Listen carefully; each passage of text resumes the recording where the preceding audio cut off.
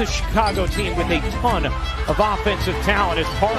Don't blink, because Chicago's going to get you. Dolson tees it up and knocks it down. Quickly over the Sloot, the crossover, what a move! Got time into Shields, muscles it up! Quickly, hotly contested.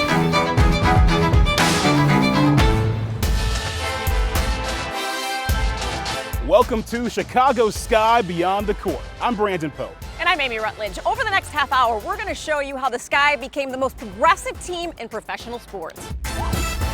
This was a deep one. Hustle play. Cash.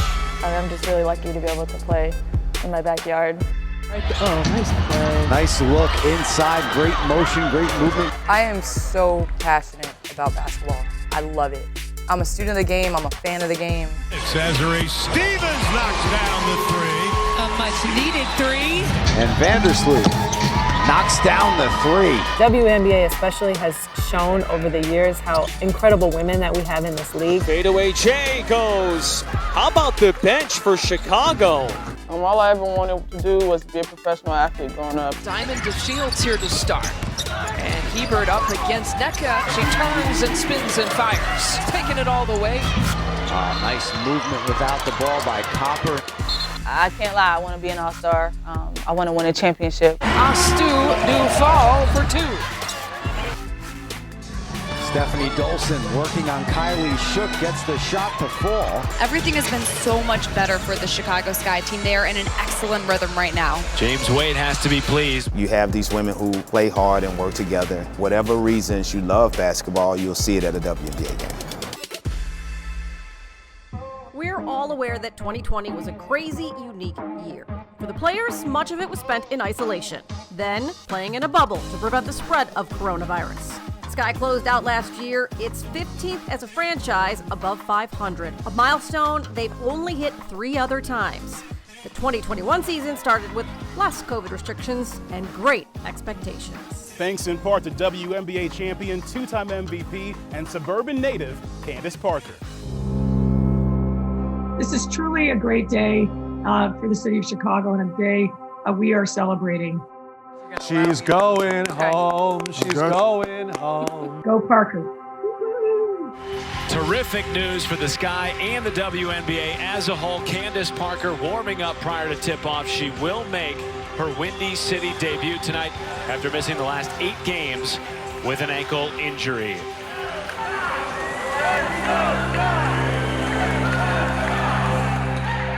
Here we go from Chicago.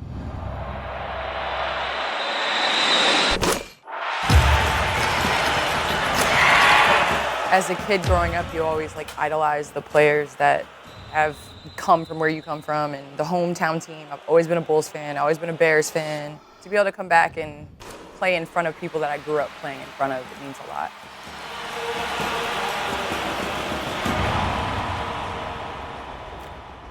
But as a sports reporter in this city, to have a player of her caliber come back, it was like Christmas. Candace Parker is one of the all-time greats, and she's special, and she's versatile, and she can do everything.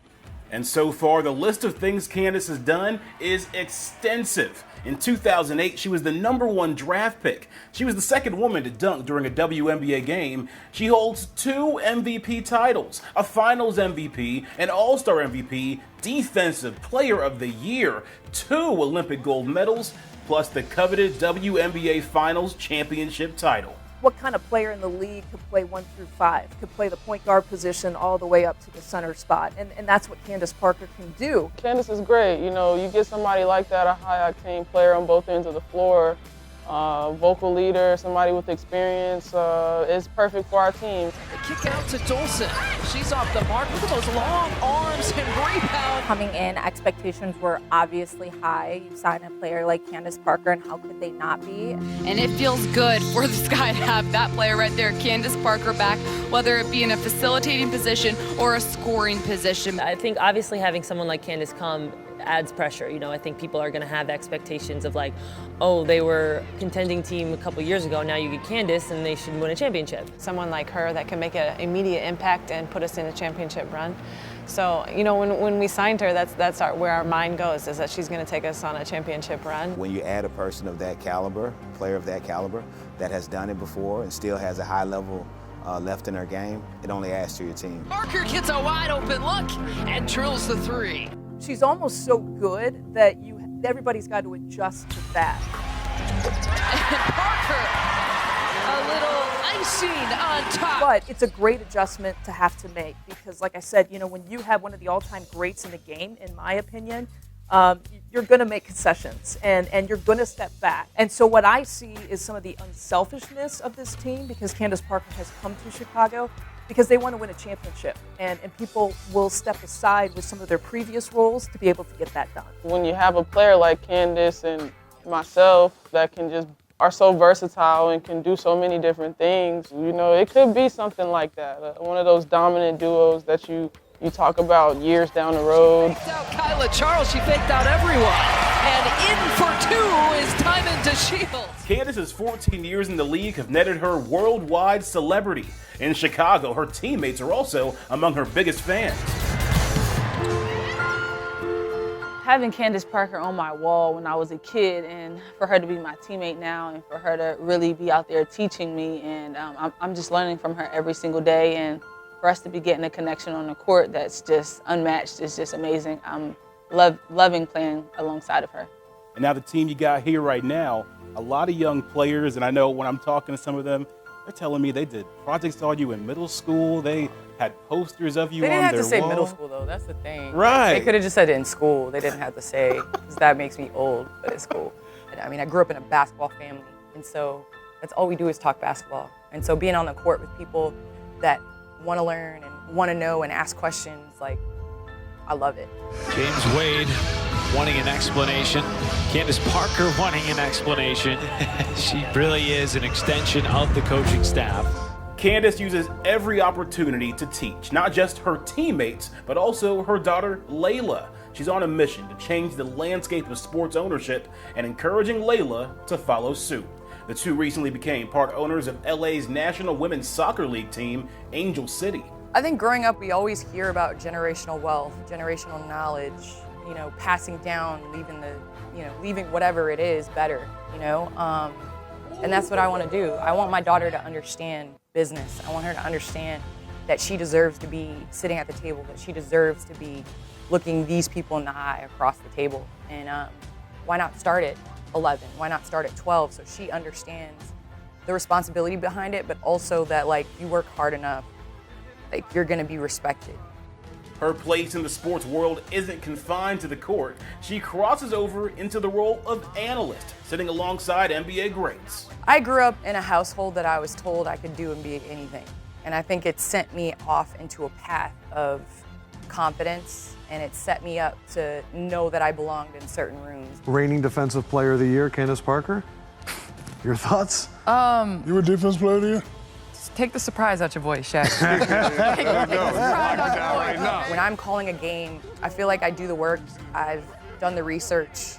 I watch basketball religiously, and I deserve to be there, regardless of who's bouncing the ball, if it's men, if it's women, if it's overseas. There's different styles of the game. I am so passionate about basketball. I love it. And I'm a student of the game. I'm a fan of the game. I play the game, and I'm fortunate enough to play the game still. Candace Parker winning it back for Chicago. Massive from a momentum standpoint. And she puts it in.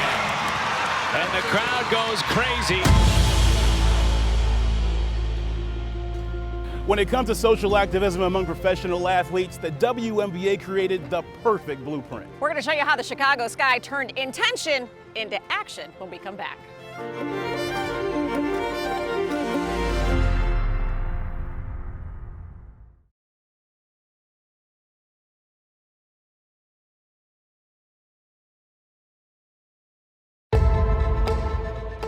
No pro sports league has been more essential to social justice causes than the WNBA. And the Chicago Sky took the league's overall blueprint one step further with its own initiative. The shortened 2020 WNBA season was dedicated to social justice.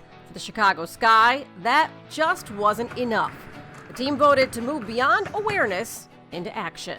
The legacy of our league, we're a league of inclusion. We're a league that's very diverse, and we're a model for how society should be. So many of the injustices in America we're seeing disproportionately affect Black people. In partnership with Athletes for Justice founder and former Bears linebacker Sam Acho, the team launched #SkyTakesAction.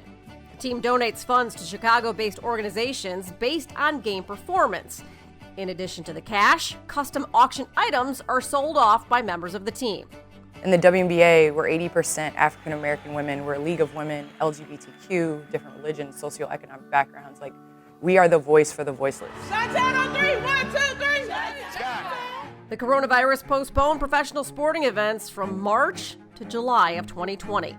When the WNBA returned midsummer, playing from a bubble in Bradenton, Florida, the league had the attention of the nation thirsty for action. We knew at that specific time that a lot of eyes was going to be on us. We were one of the only few sports leagues that were playing and being heavily televised. And so us actually having a voice, I don't want to say for the first time, but a bigger voice than we usually had. WNBA has always been at the forefront for social justice. And it wasn't just during the pandemic. It wasn't just during 2020. The WNBA was doing that kind of stuff many, many years ago. But what I love about it is they are not afraid to use their voice. The pain I've been feeling inside, I can no longer hide. I'm hurting for my brothers. I empathize with their mothers. People have started to pay attention. I think, a lot of different leagues have kind of followed suit. Watching what the WNBA has done, I think the NBA has watched it. I think some of the NFL players have watched it, and that's great because we have strong women who aren't afraid to use their voice, and they haven't in 2020, and they haven't in years past. When you're talking about a league that's predominantly Black, LGBTQ plus women, this is personal for them, and it's a matter of life or death for a lot of them. So when you are considering why women are leading the way, that's why. It's not even just about sports, and you take the sport out of us, and we're still Black. I'm still a Black woman, and I could still be Breonna Taylor. So that was the perspective for me. Is it has nothing to do with sports. I could be Breonna Taylor. These are the type of women that you want in leadership roles. You want their voice to be heard, and they just happen to play basketball at the same time. So you two are the first married teammates in Chicago sports history.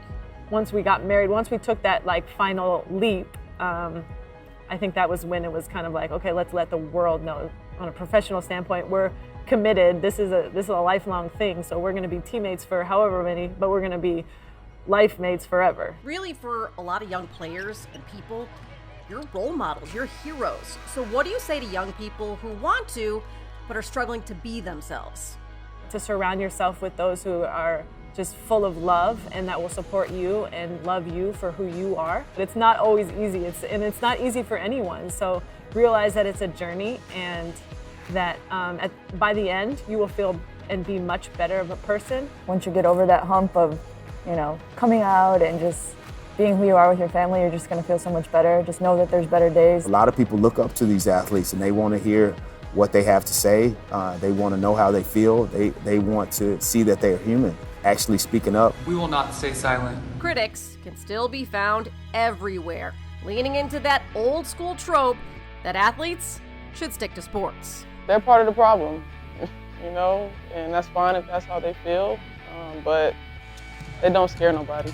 Sports are what we do, it's not who we are. This is their life, and the same way we have the right to speak up and speak out in any place or space that we want to, they do as well. For people to, actually say that, that means the only people that should have a right to speak are politicians. You have a platform and you have a voice and you're able to use it, you should. You don't have to be the loudest one in the room, but there are other ways to make an impact. I think authenticity makes it a lot easier to stand up for what's right. When you see that people from different cultures, different ways of life come together to, exude a sportsmanship and speak up for people that have been disserviced in our society, I think it makes for a special league that's only going to bloom and blossom even more.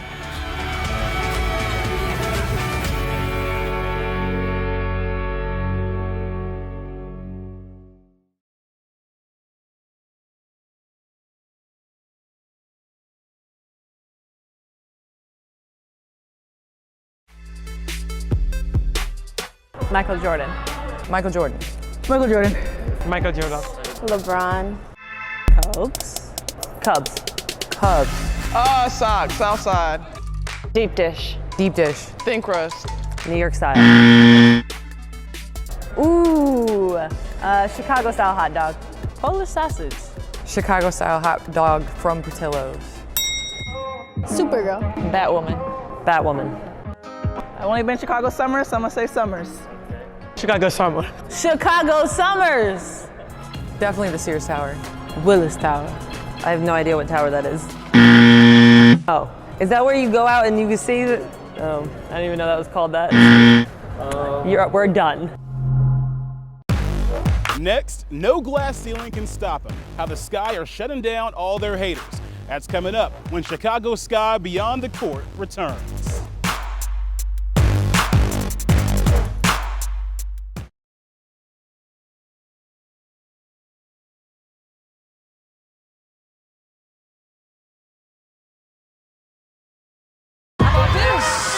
Down the floor, DeShields meets the D for the leg. There might be a disconnect between the market for women's sports and the attention it receives by the media, advertisers, and sports fans. The truth of the matter is, women's sports are growing fast, and there is no glass ceiling that can stop it. The WNBA is celebrating its 25th year this year. This is by far the best product that this league has ever produced for fans to consume. All the way in for two. The track meet.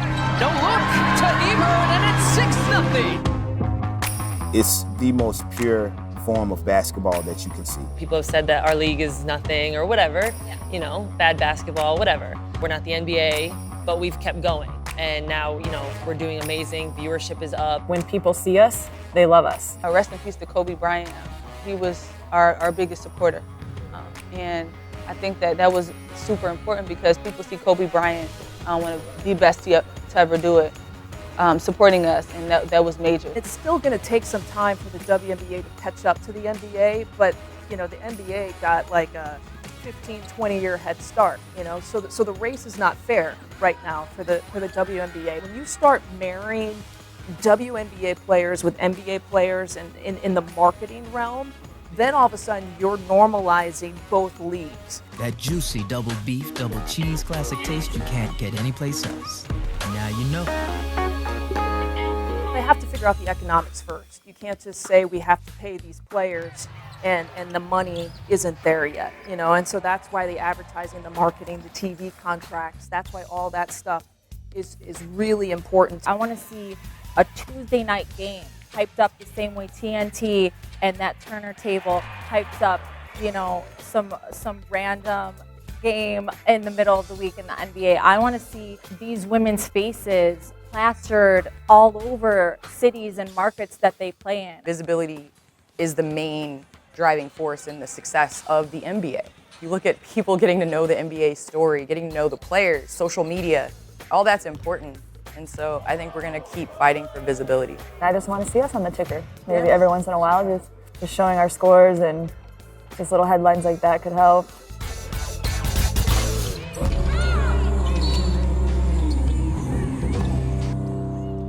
So what do you say to people who say women's basketball is boring?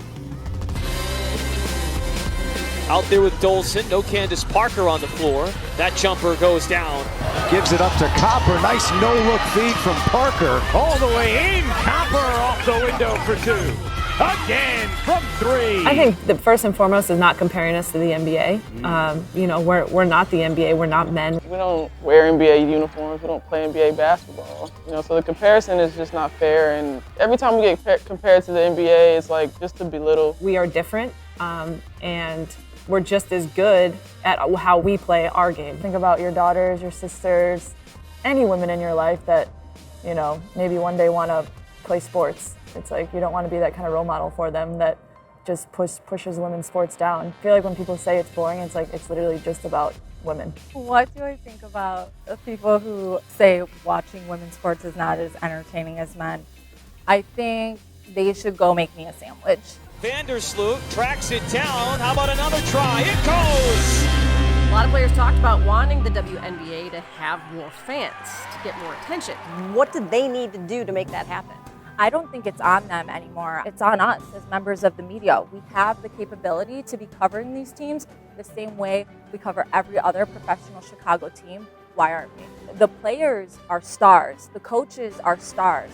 We need to be covering them like stars. We really have to be intentional about where we spend our money and where we spend our time. We can't just say that we are proponents of women's sports and then not support the WNBA or not go to an NWSL soccer game in the summer. Women deserve the same thing that men deserve. The same treatment, the same exposure, the same investment. It's just getting us out there so that people that you don't have to search for it, that it's there, and I promise you, like, people will fall in love. They always do. You have these women who play hard and work together, and you just see pure sport. And whatever reasons you love basketball, you'll see it at a WNBA game. With each game and each initiative, the Chicago Sky are proving they are unstoppable, on and off the court. He is Brandon Pope, and I'm Amy Rutledge. Thanks for tuning in.